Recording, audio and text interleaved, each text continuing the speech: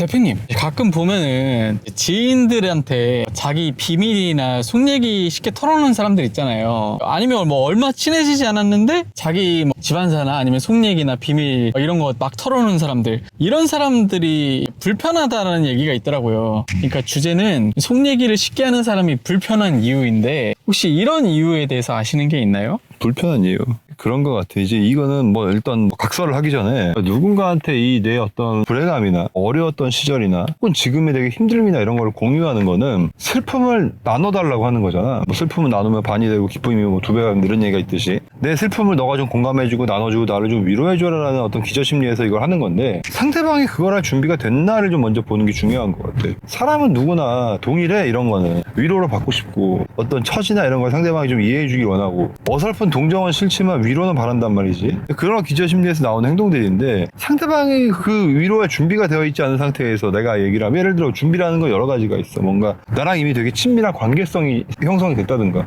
도저히 너는 내가 위로해달라고 하면 도망갈 수 없어. 반드시 나를 위로해줘야 돼.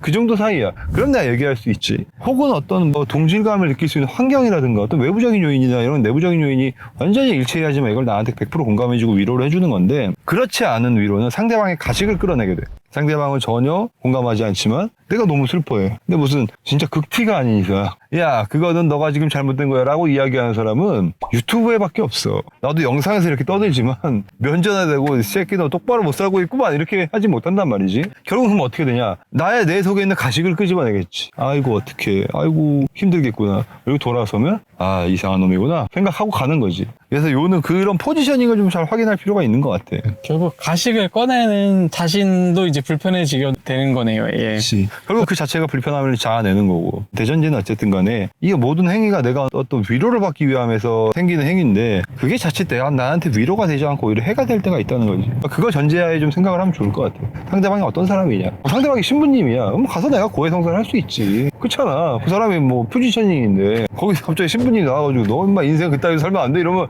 굉장히 이상하잖아. 이게 지금 문제가 많잖아 그러면. 근데 보통은 그런 포지셔닝을 갖고 있는 무한 흡수를 할 수 있는 사람이 없으니까. 그래서 그렇다는 거지. 아무튼 주제가 뭐였지? 속 얘기 쉽게 하는 사람이 불편한 이유. 불편한 이유. 일단은 그래서 좀 상대방과 나의 어떤 환경이 다를 수 있는데, 이걸 자꾸 반복하다 보면 억지 공감을 끌어낼 수가 있다는 거지. 그래서 그러다 보면 상대방 입장에서는 한 번, 두 번이 해줄 수 있었는데 이게 계속 반복돼.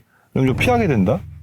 그렇죠. 상대방은 근데 약간 그런 경우도 있잖아요. 진짜 친하다고 생각하거나 아니면 친밀감 형성을 위해서 속 얘기를 드러내는 경우도 있다고 하는데, 그런 거는 좀 피하는 게 좋은 것 같아. 요즘에는 이제 뭐 슬픔을 나누면 2배가 된다 뭐 이런 얘기가 있단 말이지 요즘에는. 근데 그런 게 맞는 것 같아. 슬픔은 나한테 되게 발설했을 때 득이 되기보다는 약점이 되는 경우가 되게 많더라고. 정말 내가 인생이 바닥이야. 그러면 괜찮아 오히려. 그러면 사람들이 진짜 동정을 해주고 공감을 해주고 위로를 해줘. 이 사람들이 이상한 심리가 있어. 내가 물론 100% 다 그런 건 아니지만 내가 짧은 삶을 살다 보면서 이렇게 옆에서 보면 정말 지질이 힘들고 불쌍한 사람들한테 사람들이 적극적으로 공감하고 위로를 해. 근데 나랑 뭔가 비슷한데 되게 힘들어해? 혹은 나보다 잘났는데 힘들어해? 그런 사람들은 좋아하지 않더라고 별로. 그런 데서는 공감을 안 느껴. 오히려 화를 느끼고 질투를 느끼더라고. 그래서 되게 이게 애매한 거야. 뭐가 애매하냐면, 사람의 어떤 인격이나 성향이라는 게 딱 정해져 있잖아. 그럼 이 사람은 누군가의 어떤 아픔에 공감을 못하는 사람이야. 혹은 누군가의 아픔을 굉장히 공감을 잘하는 사람이야. 이게 딱 나는 틀에 정해져 있는 줄 알았지 옛날에는. 근데 살아보니까 그렇지가 않은 것 같더라고. 이 한 사람이 되게 어려운, 예를 들어 불우이웃 돕기나 뭐 어떤 되게 불쌍한 사람을 자기가 자기 기준에서 봤을 때 되게 공감을 해. 근데 자기랑 비슷한 처지에 있지만 지금 되게 어려운 상황에 처해 있는 사람을 보면 그걸 되게 슬퍼하지 않고 고소해하는 경우들이 있더라고. 그래서 사람의 좀 공감 능력이 되게 이렇게 막 일관적이진 않더라고 내가 보니까. 선택적 공감이네요. 그래서 만약에 내가 진짜 어디 가서 얘기했는데 모든 사람이 나를 되게 불쌍해하고 막 위로해줘? 그럼 나 진짜 불쌍한 사람일 수 있어. 빨리 이거를 공감을 받을 게 아니라 빨리 벗어나려고 노력을 해야지 그러면. 그리고는 이제 그 사람이 마음적으로 공감을 해준다고 치자고, 예를 들어 되게 좋은 사람들만 우리 주변에 있어서 슬픔을 얘기하니까 다 100% 공감을 해줘. 근데 이게 결국 나한테 해악으로 돌아오는 이유 중에 하나는, 공감과 비즈니스는 전혀 달라. 예를 들어서 내가 어떤 사람이 너무 힘들다고 해서 내가 위로해 줄 수는 있어. 내가 경우에 따라서, 관계도에 따라서 내가 돈을 줄 수도 있고 내가 뭐 밥을 사줄 수도 있어. 하지만 그런 사람과 나의 중요한 비즈니스를 하고 싶진 않아. 그쵸. 비즈니스라는 건 차갑거든. 그렇잖아. 비즈니스라는 건 차가워. 결국 최고의 성과를 낼 수 있는 사람한테 이게 가야 된단 말이지. 혹은 최고는 아니어도 남들만큼은 낼 수 있는 사람한테 가야 돼. 근데 이 사람이 정서가 지금 굉장히 어둡고 어렵고 막 부정적이고 힘들어. 그럼 내가 공감을 해줄 수 있어. 하지만 내가 갖고 있는 어떤 비즈니스를 어차피 누군가는 해야 돼. 이 비즈니스에 대한 내가 위탁을 누군가한테 맡겨야 돼. 그랬을 때 그런 사람한테 내가 맡기가 쉬울까? 아니네요. 내가 갖고 있는 어떤 그 동정심과 어떤 그 공감과 위로를 그 사람을 만나는 모든 사람들이 해야 된다는 얘기잖아. 그게 현실적으로 어렵다는 거지. 그런 상태에서 그 사람을 리더로 따르기가 쉽지 않거든. 그래서 그런 게 조금 애매한 것 같아. 일로 조금이라도 연관돼 있는 사람이라면 진짜 확실히 일 맡기긴 좀 그렇겠네요. 그런 게 있지. 이게 동정하는 사람이 갑자기 리더가 되는 걸 사람들이 원치 않더라고. 나는 이 사람이 되게 무한적으로 안타깝고 불쌍하고 내가 위로해줘야 되는 대상이었어. 내가 막 밥을 사줘야 되는 대상이었는데 어느 날 갑자기 성장해서 이 사람이 이제 나보다 경제적인 수치가 나보다 높아졌어. 그럼 사람들이 그걸 되게 기뻐할까? 박탈감을 느낄 것 같아요. 참 기뻐해주면 좋지. 아니, 내가 동정하고 내가 위로했던 사람이잖아. 내가 안타까워했고 그 사람이 성장해서 되게 잘 됐어. 나보다 더욱더 잘 됐어. 그러면 이걸 정말 그 위로와 공감이 되게 진실성이 있었으면 내가 마음 아픈 그 대상이 잘 됐으면 되게 내가 기뻐해야 되잖아. 예를 들어 내가 어머니야. 어머니가 자식이 되게 어렸을 때 힘들고 아팠지만 잘 됐어. 그걸 갑자기 어머니가 막 질투하나? 아니요. 이게 진짜 진정성 있는 나는 공감이라고 보거든. 근데 그 외의 공감들은 이런 기저심리가 깔려있다는 거지. 내 밑에 있는 사람, 나보다 계급이 낮은 사람, 이라는 어떤 기저심리가 우리한테 좀 깔려있잖아. 그래서 그 사람들이 잘 되는 거를 되게 사람들이 관계성이 없으면 괜찮다. 또 이게 나랑 모르는 사람이야. 모르는 사람의 성공신화야. 그럼 괜찮아. 나랑 근데 연결성이 있고 내가 직접적으로 관계성이 있고 도움을 주던 사람의 성공신화는 사람들이 별로 많지 않더라고. 혹시 어떻게 보면 이 사람의 본성인 거네요. 그래서 요는 그렇다는 거지. 내가 어떤 사람한테 되게 동정받고 위로받기 시작하잖아. 그 사람이 절대 나를 동정해주고 위로해줄지언정 나보다 그 사람이 높게 올라가기를 원치는 않아. 그런 벽이 생긴다는 거지. 와, 진짜 현실적인 말인 것 같습니다. 물론 100%는 아닐 수 있어. 세상에 좋은 사람도 많으니까. 가끔 그런 사람이 있다 정도로 하자.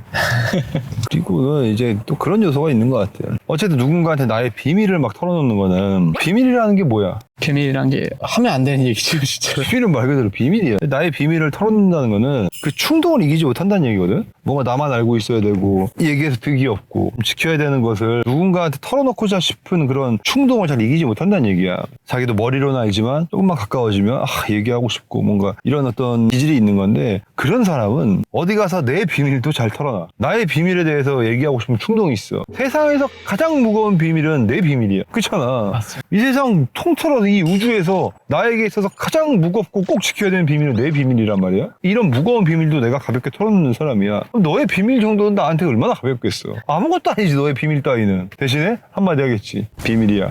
절대 얘기하지 마라. 다음날 되면 다 알고 있어. 그런 사람들이 있지. 그렇기 때문에 그런 사람들을 우리가 피하지. 그쵸. 진짜 자주 하는 말인 것 같아요. 자주 들었던 말이고 학창시절에도 이거 비밀인데. 나는 그래서 자주 하는 얘기가 있어. 누가 나한테 와서 이거 진짜 뭐 비밀인데 혹은 뭐 이거 진짜 얘기하면 안 되는데 그럼 얘기를 하지 마라 이래 나는. 야 비밀을 지켜 이래. 나는 그런 거 안 궁금해 그게. 우리 와이프랑 그것 때문에 한 번씩 싸우거든. 와이프가 와서 자기야 이거는 내가 진짜 얘기할지 말지 고민해봤는데 이렇게 시작하면 그러면 좀 더 고민해. 얘기를 하지 마 이러고 가 내가. 영수님의 비밀을 지켜주네요. 야야 그거 얘기하지 마라 이러고 가. 아니면 뭐 이건 좀 비밀인데 비밀을 지켜야지 이 아줌마야 이렇게 얘기하지. 비밀을 왜 얘기하려고 그래. 못된 버릇이야. 그러면 한 번씩 뭐라 하더라고. 요는 비밀을 굳이 내가 들을 필요도 없고 그렇잖아. 얘기하는 순간 비밀이 아니고 어쨌든 간에 내 비밀의 무게를 모르는 사람은 남의 비밀의 무게도 잘 모른다는 거지. 그래서 조심해야 되고 우리가 그걸 머리로 이렇게 알진 않아도 본능적으로 체득을 하고 있거든. 그래서 그런 사람을 우리가 피하게 되는 거야. 이놈이 자기 비밀도 이렇게 소중히 하지 않는 놈이니까 내 비밀을 아주 다 이렇게 머리로 우리가 인식하진 않지만 그런 행위를 우리가 이 사람이 자기 비밀을 아무렇지 않게 털어놓는 모습을 보면서 우리가 거부감을 느끼는 이유 중에 하나라는 거지, 심리적으로. 맞습니다. 대표님, 오늘 이렇게 속 얘기 쉽게 하는 사람들이 불편한 이유에 대해서 얘기 나눠봤는데 한 문장으로 정리해 주시면 어떤 얘기가 있나요? 방금 했던 얘기인데 비밀은 내 비밀이 세상에서 제일 무겁다.